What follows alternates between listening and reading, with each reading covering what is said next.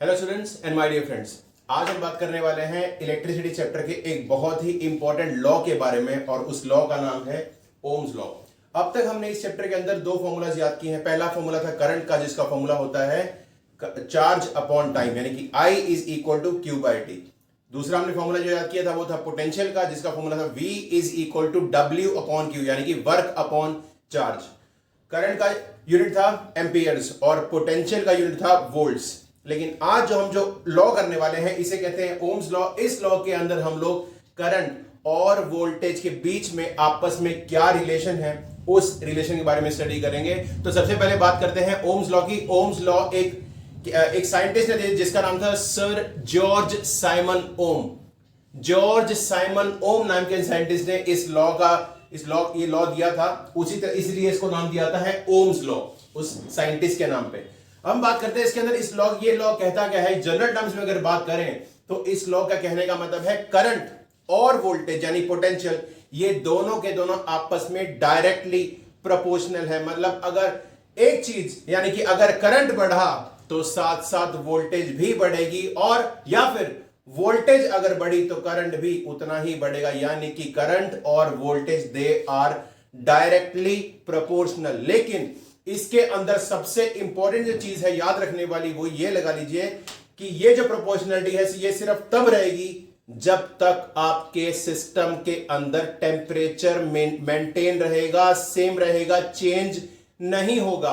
Current and voltage are directly proportional provided that temperature remains unchanged. आपने ये भी देखा होगा कि गर्मियों के समय या फिर ये लगा लीजिए जब आपकी वायर्स के थ्रू बहुत ज्यादा इलेक्ट्रिक करंट फ्लो करता है तो क्या होता है, आपकी वायर्स में आग लग जाती है, जिसे हम लोग शॉर्ट सर्किट बोलते हैं। लेकिन अगर आपकी वायर में से बहुत ज्यादा करंट फ्लो कर रहा है और अगर टेम्परेचर चेंज हो गया, तार में आग लग गई, तब ये वाला लॉ फॉलो नहीं होगा। क्योंकि आपने देखा होगा शॉर्ट सर्किट के अंदर वोल्टेज वही आती है 220 वोल्ट, लेकिन करंट बहुत ज्यादा मूव करता है, रेजिस्टेंस बिल्कुल जीरो हो जाता है और तार में आग लग जाती है, टेम्परेचर बढ़ जाता है, लेकिन वोल्टेज उतनी की उतनी रहती है। तो उस समय जब टेम्परेचर चेंज होगा या शॉर्ट सर्किट होगा, वोल्टेज और करंट डायरेक्टली प्रोपोर्शनल नहीं रह पाएंगे। तो अब हम बात करते हैं सबसे पहले इस लॉ के बारे में, और इस लॉ को हमें एग्जैक्ट अगर डेफिनेशन हमारे से पूछी जाए एग्जाम्स के अंदर, तो हम लोग जो प्रॉपर डेफिनेशन लिखेंगे इस लॉ की वही आपके सामने है। देखिए, the electric current flowing through a circuit, जो इलेक्ट्रिक करंट है यानी कि आई जो मूव कर रहा है एक सर्किट के through, is directly proportional to the potential difference applied across its ends. तो मतलब ये लगा लीजिए अगर किसी सर्किट से इलेक्ट्रिक करंट आई फ्लो कर रहा है वो किसके डायरेक्टली प्रोपोर्शनल है, पोटेंशियल डिफरेंस जो हमने लगाया है उस कंडक्टर के एंड्स पे। यानी कि आपकी वायर की अगर बात करें तो वायर के एंड पे हमने पोटेंशियल जो लगा रखा है करंट, उसी पे डिपेंड करेगा। आप लोग पोटेंशियल बढ़ाएंगे तो करंट ही बढ़ जाएगा, या फिर अगर आपने करंट बढ़ाया तो पोटेंशियल भी ऑटोमेटिकली बढ़ जाएगा। तो current flowing through a circuit is directly proportional to the potential difference applied across its ends. तो इसका मतलब ये लगा लीजिए करंट और पोटेंशियल यानी कि voltage they are directly proportional. लेकिन सबसे इंपॉर्टेंट चीज, प्रोवाइडेड दैट फिजिकल कंडीशंस यानी कि टेम्परेचर रिमेन्स अनचेंज्ड। ये लॉ के अंदर आपने ये लाइन भी जरूर लिखनी है कि फिजिकल कंडीशन जैसे कि टेम्परेचर है, it remains unchanged, temperature change नहीं होना चाहिए। ये सबसे इंपॉर्टेंट बात है, क्योंकि जब तक टेम्परेचर अनचेंज रहेगा तब तब ये लॉ फॉलो होगा। जहां टेम्परेचर ऊपर नीचे हुआ, फ्लक्चुएट हुआ, वहां ये लॉ फॉलो नहीं होगा। राइट? तो current and voltage are directly proportional provided that temperature conditions remain unchanged. अब हम बात करते हैं इसका मैथमेटिकल फॉर्मूला। अगर इसको लिखना पड़े तो किस तरह से लिखेंगे, लेकिन इससे पहले देखिए, इफ V, हम पहले पढ़ चुके हैं पोटेंशियल का सिंबल V होता है। If V is the potential difference applied across the conductor, या वायर के थ्रू हम लोगों ने जो पोटेंशियल अप्लाई किया है वो क्या है, V, और through which current I flows, और उस कंडक्टर के जो करंट मूव कर रहा है वो करंट क्या है, I। तो अगर पोटेंशियल V है और करंट I है एक कंडक्टर के थ्रू जो जाता है, तो ओम्स लॉ के अकॉर्डिंगली उसका मैथमेटिकल फॉर्मूला क्या होगा, V यानी कि पोटेंशियल यानी कि voltage is directly proportional to I, मतलब कि करंट। तो वोल्टेज और करंट आपस में डायरेक्टली प्रोपोर्शनल है। राइट? अब आती है बात, ये प्रोपोर्शनैलिटी हटाने के लिए हमें एक कांस्टेंट लगाना पड़ता है। उस कांस्टेंट जो है प्रोपोर्शनैलिटी का, उसको बोलते हैं हम लोग R, capital R. V is equal to I R. तो ये जो R है, this is the constant of proportionality, और इस R को हम लोग क्या बोलते हैं? रेजिस्टेंस। रेजिस्टेंस एक ऐसी पावर है, एक ऐसी एबिलिटी है जो करंट को प्रॉपरली फ्लो करने से रोकती है। R, इसके बारे में इसके अभी डिस्कस करते हैं इसके बारे में, लेकिन पहले V is equal to I R. तो ये लगा लीजिए, अगर आपको ओम्स लॉ याद हो जाएगा, आपको ओम्स लॉ का फॉर्मूला पता लग जाएगा, तो आप वोल्टेज, करंट, रेजिस्टेंस, इन तीनों की वैल्यूज आप निकाल सकते हो। और ये आगे आने वाले जो टॉपिक्स पढ़ेंगे इस चैप्टर के अंदर, उन सभी के अंदर ओम्स लॉ एप्लीकेबल रहेगा। आप देखिएगा, मैं बताऊंगा साथ साथ कैसे कैसे होता है इसके अंदर। तो voltage V is equal to I into R, और अगर हमें I निकालना हो तो R यहां V के नीचे आ जाएगा, तो I is equal to V by R। तो इससे वोल्टेज भी निकल जाएगी, इससे करंट भी निकल जाएगा, और इसी से हम लोग रेजिस्टेंस भी निकाल सकते हैं। तो ये है हमारा फॉर्मूला, और R is the constant of proportionality. R जो है वो कांस्टेंट है प्रोपोर्शनैलिटी का, और and is called the resistance of the conductor. हर एक कंडक्टर की अपनी अपनी रेजिस्टेंस होती है, अपनी अपनी एबिलिटी होती है कि कितना करंट फ्लो करेगा और कितना उसको रोक दिया जाएगा। तो जो करंट रोकने की एबिलिटी है वो है रेजिस्टेंस के पास। तो रेजिस्टेंस एक कांस्टेंट है प्रोपोर्शनैलिटी का, और जिस तरह से करंट का सिंबल है I, पोटेंशियल डिफरेंस है V, उस तरह से रेजिस्टेंस का सिंबल है R, और इसका जो SI यूनिट है, रेजिस्टेंस का जो SI यूनिट है वो है ओम। इसके बारे में अभी डिस्कस करेंगे, रेजिस्टेंस क्या होता है, और फिर इसके बाद एक न्यूमेरिकल भी किया जाएगा। तो R जो है वो कांस्टेंट है प्रोपोर्शनैलिटी का, इसे बोलते हैं हम लोग रेजिस्टेंस। और अब ये देखिए, ये आपका सामने ग्राफ है, वोल्टेज और करंट। मैंने बताया कि they both are directly proportional, तो वोल्टेज बढ़ेगी तो करंट भी बढ़ेगा। तो ये देखिए, आपको स्ट्रेट लाइन कर्व दिखाई दे रहा है। इसका मतलब जैसे जैसे करंट बढ़ा वैसे वैसे वोल्टेज बढ़ी, या जैसे जैसे वोल्टेज बढ़ी वैसे वैसे करंट भी इंक्रीज होता चला जाएगा। तो ये जो ग्राफ है, यह आपको ओम्स लॉ के बारे में सारा कुछ बता देता है। अब आती बात लास्ट चीज इसके अंदर, जो R है प्रोपोर्शनैलिटी का कांस्टेंट है, resistance, that is inversely proportional to current.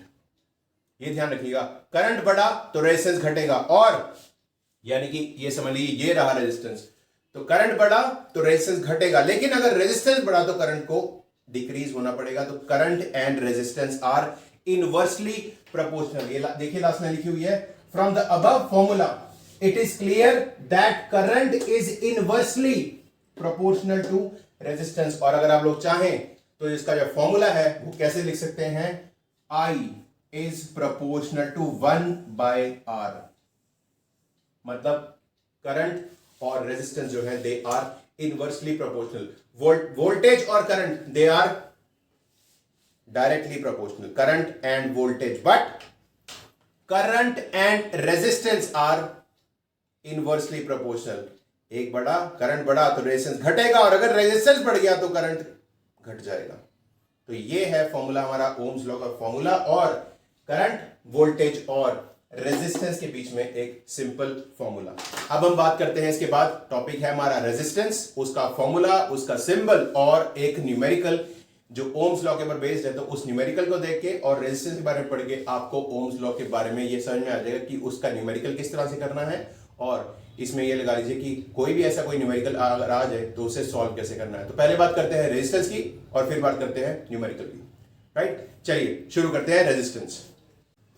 तो चलिए बात करते हैं रेजिस्टेंस के बारे में। अभी हमने पढ़ा कि रेजिस्टेंस एक ऐसी एबिलिटी है जिसके थ्रू, ये लगा लीजिए, एक ऐसी एनर्जी जो करंट को कंडक्टर के थ्रू फ्लो करने से रोकती है, मतलब एक्स्ट्रा चार्ज को। लेकिन ये लगा लीजिए, अगर रेजिस्टेंस बढ़ा, तो हम लोग अभी डिस्कस कर चुके हैं कि अगर रेजिस्टेंस बढ़ेगा तो करंट ऑटोमेटिकली घटेगा, और अगर करंट बढ़ा तो इसका मतलब रेजिस्टेंस डाउन जा रहा है। तो अभी हम लोगों ने रेजिस्टेंस का फॉर्मूला पढ़ना है और इससे रिलेटेड एक न्यूमेरिकल को सॉल्व करना है। तो चलिए बात करते हैं रेजिस्टेंस के बारे में। तो रेजिस्टेंस क्या है? It is a property of a conductor. एक कंडक्टर यानी कि एक तार, यानी कि एक सिंपल वायर जो करंट कैरी कर रही है, उसकी एबिलिटी क्या, by which it opposes the flow of current through it. तो मतलब ये लगा लीजिए, एक कंडक्टर की, एक वायर की ऐसी प्रॉपर्टी जिसके थ्रू वो जिसकी वजह से वो अपने थ्रू करंट को फ्लो करने से रोकती है, उसे बोला जाता है रेजिस्टेंस। अब बात करते हैं इसके सिंबल के बारे में और इसके एसआई यूनिट के बारे में। तो द एसआई यूनिट इज ओम। इसका जो एसआई यूनिट है वो है ओम रेजिस्टेंस का। जिस तरह से करंट का एसआई यूनिट है एम्पियर्स और पोटेंशियल का एसआई यूनिट है वोल्ट, उसी तरह से रेजिस्टेंस का जो एसआई यूनिट है वो है ओम। और जिस तरह से हम लोग करंट का जो सिंबल है उसे ए लेते हैं और पोटेंशियल डिफरेंस सिंबल को हम लोग वी लिखते हैं, उसी तरह से हम लोग रेजिस्टेंस के सिंबल को इससे लिखते हैं। ये एक ग्रीक वर्ड है जिसका नाम है ओमेगा। तो ये सिंबल है ओमेगा का, लेकिन इसे नाम हम क्या देते हैं, ओम। तो ये लगा लीजिए, जब भी हम लोग रेजिस्टेंस निकालेंगे तो उसके आगे हम लोग ये लगाएंगे और लिखेंगे वैल्यू और आगे ओम लिखा जाएगा। ये इसका एसआई यूनिट है। अब आती बात फॉर्मूला। रेजिस्टेंस का फॉर्मूला क्या होगा, अभी हमने पढ़ा था ओम्स लॉ के अंदर V is directly proportional to I, और हमने प्रोपोर्शनलिटी हटाने के लिए क्या लगाया था, एक कांस्टेंट जिसे क्या बोलते हैं हम लोग, R। तो V is equal to I R हमारा फॉर्मूला था, तो उसी फॉर्मूले से हम लोग R भी निकाल लेते हैं। देखिए, resistance is given by the formula R is equal to, resistance is equal to V upon I, क्योंकि हमने अभी एक फॉर्मूला पढ़ा था V is equal to I R, Ohm's law के अकॉर्डिंगली ये फॉर्मूला पढ़ा था हमने। तो अगर हम लोग R निकालना है तो I को यहां नीचे लेके आना पड़ेगा, तो R is equal to V upon I। इसका मतलब ये लगा लीजिए 1 ओम, यानी कि जो रेजिस्टेंस है वो किसके इक्वल होगा, voltage 1 volt potential difference upon 1 ampere of current. तो पोटेंशियल अपॉन करंट, तो resistance 1 ohm is equal to 1 volt, यानी कि 1 पोटेंशियल अपॉन 1 एम्पियर करंट। तो ये फॉर्मूला होगा R is equal to V upon I। चलिए अब एक न्यूमेरिकल करते हैं, जिस न्यूमेरिकल के थ्रू ये लगा लीजिए आपको ये रेजिस्टेंस और ओम्स लॉ का जो न्यूमेरिकल है वो ऑटोमेटिकली पूरा का पूरा समझ में आ जाएगा। तो चलिए बात करते हैं इसके अंदर जो न्यूमेरिकल सॉल्व करना है उसके बारे में। The potential difference across a wire is 75 volt. मैं तो पहले बता चुका हूं, फिजिक्स के अंदर जब आपको न्यूमेरिकल करना है तो जो वैल्यू आपको दी गई है वो वैल्यू साथ साथ लिखते चलिए। तो क्या दिया हुआ है, the potential difference across a wire is 75 volt, यानी कि जो V है वो क्या है, 75 volt, and resistance is 30 ohms. तो हमें रेजिस्टेंस भी दिया गया है और उसकी वैल्यू है 30 ओम्स। अब पूछा क्या गया है, calculate the electric current through the wire. अब हमें यह बताना है कि जो इलेक्ट्रिक करंट मूव कर रहा है वायर के थ्रू वो कितना है। तो बहुत ही आसान से तरीका इसको सॉल्व करने का, फॉर्मूला आपके सामने है, R is equal to V upon I। तो हमें V और R दिया हुआ है, हमें I निकालना है। तो अगर हम लोग सिंपल सा फॉर्मूला लगाएं, V is equal to I R, और हमें निकालने के लिए क्या निकालना है, हमें I निकालना है, करंट निकालना है। तो हम लोग क्या लिखेंगे, I is equal to V upon R। V दिया हुआ है हमें कितना, 75, और R कितना दिया हुआ है, 30। बहुत ही सिंपल है, इसको इस दोनों को हम लोग 3 से डिवाइड करेंगे। तो 30 जाएगा 3 से 10, और ये जाएगा 25 3 से 75, और ये 3 10 से 30। तो 25 अपॉन 10 अगर इसकी वैल्यू निकालें तो आंसर निकल के आता है 2.5। और हमें निकालने के लिए क्या गया है, कैलकुलेट द करंट। और आई थिंक आप सबको पता होगा कि करंट का सिंबल क्या होता है, एम्पियर्स।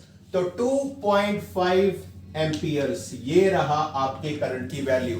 तो अगर एक वायर की बात करें जिसकी जो 75 वोल्ट उसका पोटेंशियल है और उसका रेजिस्टेंस 30 ओम्स है, तो उसके थ्रू करंट कितना मूव करेगा, सिर्फ 2.5 एम्पियर्स। तो अगर हम लोग इस रेजिस्टेंस को घटा देंगे, कम कर देंगे, तो आपका ये लगा लीजिए करंट ऑटोमेटिकली इंक्रीज हो जाएगा। और उसका अगर आप देखना चाहें उसके बारे में तो मैं आपको अभी हाथ के हाथ दिखा दूं। सपोज करिए हम लोगों ने जो रेजिस्टेंस है वो 30 ओम की जगह हमने कर दिया 10 ओम्स। 3 टाइम्स हमने रेजिस्टेंस को कम कर दिया, 30 ओम की जगह 10 ओम कर दिया। तो अब कितना करंट फ्लो करेगा ये भी देख लेते हैं। फॉर्मूला वही है, I is equal to V upon R। तो हमारे पास V कितना है, 75, और R कितना हो गया, 10। तो करंट कितना निकल के आएगा, 7.5 एम्पियर। अब देखिए, आपने रेजिस्टेंस को 3 टाइम्स डाउन किया, 10 का रेजिस्टेंस को आपने क्या किया, 30 का 10 बना दिया, मतलब 3 टाइम डाउन किया। तो आपका जो करंट है वो भी 3 टाइम अप हो गया। पहले करंट था 2.5 एम्पियर और अब करंट हो गया 7.5 एम्पियर। तो यह लगा लीजिए करंट और रेजिस्टेंस प्रॉपर तरीके से इनवर्सली प्रोपोर्शनल है। 3 गुना अगर आप लोग रेजिस्टेंस को कम करते हैं तो आपके सामने है कि 3 गुना आपका करंट ऑटोमेटिकली बढ़ जाता है। तो इससे इस न्यूमेरिकल से ये पता लगता है कि current and resistance are inversely proportional. जिस तरह से करंट और वोल्टेज डायरेक्टली प्रोपोर्शनल है, करंट और वोल्टेज डायरेक्टली प्रोपोर्शनल है, उसी तरह से करंट और रेजिस्टेंस इनवर्सली प्रोपोर्शनल है। तो आई थिंक ये चीज आपको क्लियर हो गई होगी।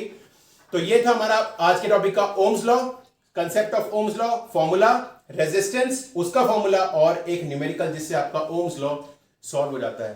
तो आज के लिए इतना काफी है। इस टॉपिक से रिलेटेड कोई भी प्रॉब्लम हो, ओम्स लॉ की डेफिनेशन में, कोई फॉर्मूला के अंदर, डेरिवेशन के अंदर कोई दिक्कत हो तो प्लीज मुझे कमेंट में बताइएगा। इसके बाद हम लोग एक अगला टॉपिक शुरू करेंगे, लेकिन आगे आने वाले सभी टॉपिक्स के अंदर ओम्स लॉ जरूर फॉलो होगा, राइट। तो कोई भी प्रॉब्लम हो just mention in my comment section, right. तो आज के लिए इतना काफी है, right. Thank you very much.